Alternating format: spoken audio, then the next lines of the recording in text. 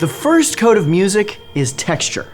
Texture is a spinning and weaving of frequencies that figures music as a purposive act, but not necessarily a compositional or performative act. Texture is like Bart's code of actions and behavior that are woven into narrative. Just as we imagine fictional agents in narrative, so we imagine fictional agents in texture. Fictional agents? Yeah. As when a sound seems like it's changing or being changed in some way. Texture is not limited to sound, however. Sound provides a window on texture more generally, and it will be our focus. First, we examine 3 elementary sonic processes and outline how they're related to 3 kinds of sonic perception understood as qualities of action, or indeed passion: tone, timbre, and timing. Finally, we consider how threads of sound spun in these ways are woven to produce textures, which can again be twisted, stretched, and folded like threads in a plenitude of ways. By way of introduction, let us listen to the beginning of the track Solo Whale on the album Songs of the Humpback Whale, produced by Roger Payne.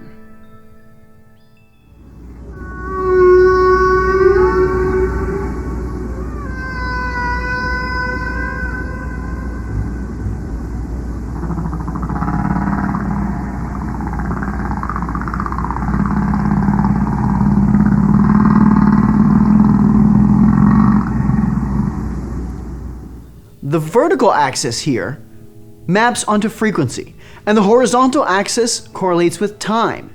Energy at a given point is indicated by light. The melody ranges up and down, both within and between sounds. The sounds fuse rippling multiples of their fundamental frequencies, and there's repetition both within the sounds as frequencies and between them. As you can see, the image is sort of 3-dimensional, representing these 3 processes of ranging, rippling, and repeating with height, depth, and width, respectively. These 3 sonic processes relate, respectively, to differences in perception of tone or pitch, timbre, the je ne sais quoi of the sound, and timing, or rhythm, in a narrow sense, in different frequency bands specific to an entity's physiology. Let us consider some basic determinants of these perceptual categories. Indeed, let us. Tone, or pitch, is a distinction heard as sounds range up or down. Tone is widely assumed to result from sonic energy at a particular frequency, as in the high whale sounds, but all that is required is a difference in energy.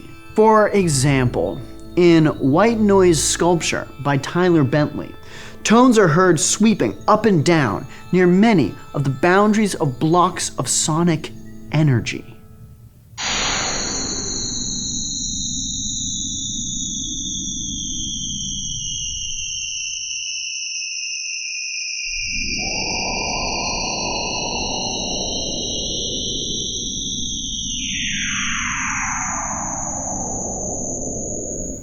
As we hear, tone does not map directly from sonic energy, but is always mediated. One way in which tone is mediated is through the perceptual blending of frequencies with one or more grids of tones, like the ones reflected on a piano keyboard, for example. You can observe such blending in the speech-to-song illusion, invented by Diana Deutsch, who, hearing by chance a loop of herself describing her musical illusions, immediately learned, through the repetition, to perceive the wavering tones as a discrete tune. The sounds as they appear to you are not only different from those that are really present, but they sometimes behave so strangely as to seem quite impossible. But they sometimes behave so strangely, sometimes behave so strangely, sometimes behave so strangely, sometimes behave so strangely, sometimes behave so strangely, sometimes behave so strangely, The gridding of tones is such a vast topic that it is the bulk of what many people learn as music theory. Of course, the notion of grids that guide music has the potential to devolve into a reflection of doxa. For example, take the phenomenon of cyclical departure from and return to certain main grid tones, as in Over the Rainbow. Somewhere over way up high, there's a land from a lullaby. Something like that. Such return has been taken by some as necessary for a sense of repose. Seems kind of logical. Sure. But this postulate is belied, for example, by the Easter hymn Agdagoshama Shensha, or Thy Resurrection, a representative chant from the Republic of Georgia. The harmony begins on the main grid tones and ends off of them.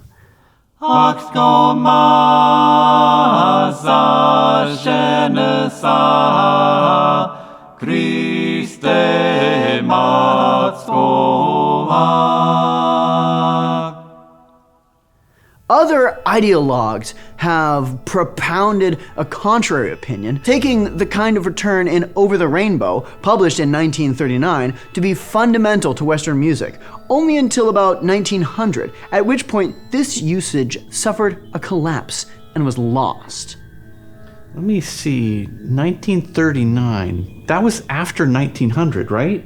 You're tracking. This is good. Ideologies aside, there are countless ways to organize tone. So that's tone. What about timbre?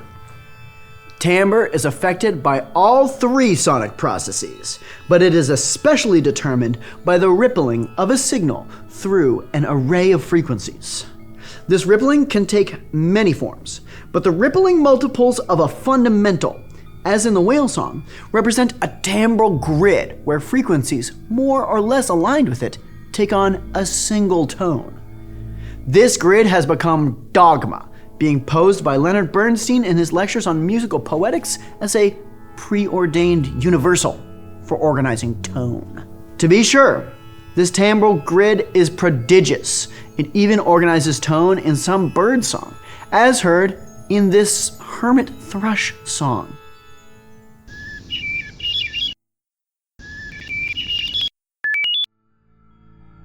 The bird's tones precisely matched synthesized tones at multiples of 3, 4, 5, and 6 of a hypothetical fundamental. Ironically, this timbral grid is even more universal than Bernstein realizes, thinking music to be uniquely human. Nevertheless, this grid is simply a kind of interface between tone and timbre. Taking it as a universal basis for organizing tone shortchanges both tone and timbre, a word that never occurs in Bernstein's lectures. For example, Indonesian gamelans do not use this timbral grid, and they are all tuned individually. There is no universal reference point. Let's listen to the beginning of Gunting Tedhaksaking, a Javanese gamelan piece.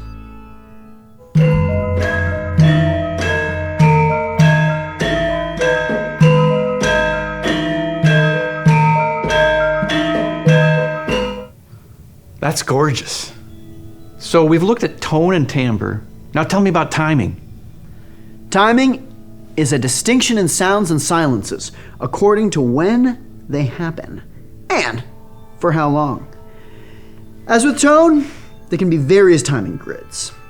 The beginning of Gunting Tedhaksaking also illustrates this idea in a straightforward manner. The melody marks out layered timing grids, where their pulses coincide. The melody is higher. Now there are liminal regions between these perceptual categories. For example, at the beginning of Space Probe by Sun Ra, who is ostensibly an alien from Saturn, there are gentle swoops up and down. Then they accelerate, becoming a throbbing vibration in the space between timing and tone.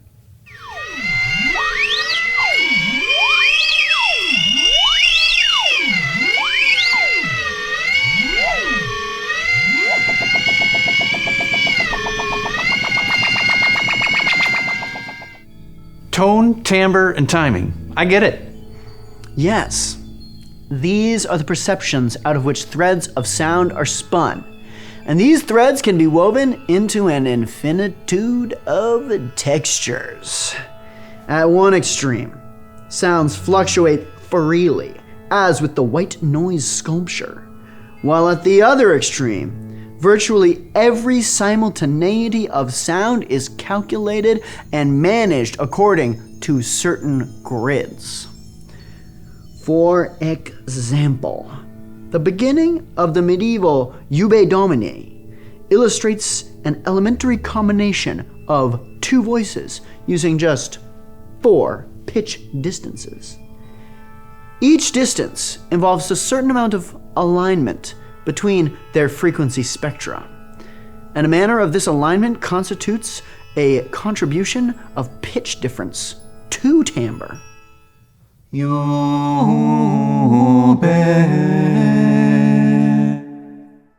It's lovely. I agree. But as always, theorists have not missed an opportunity to turn order into dogma.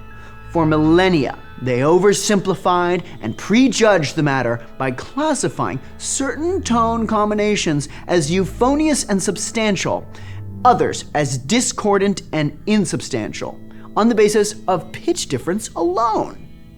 Nowadays, this absolute distinction is typically relaxed to a mere description of sound combinations in Western music. But still, supposed discords are regarded as insubstantial. These harmonic phenomena are called non-harmonic. You're kidding. Sadly, no.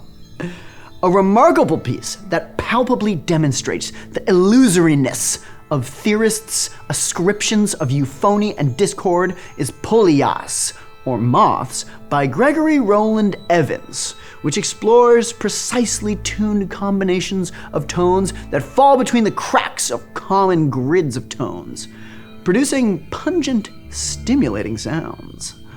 The rending of familiar categories strips away Doxa's sheen of surety, and one is left with the raw alien sonorities.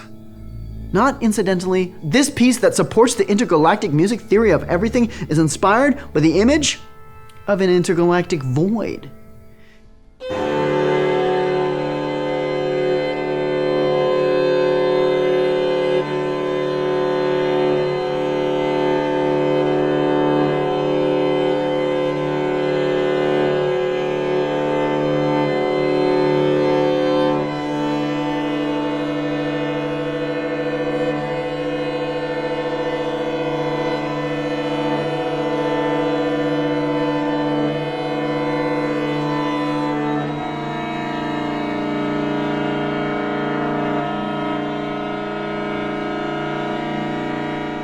In analyzing the three sonic processes, their percepts and products, we have only begun to indicate the infinitude of texture.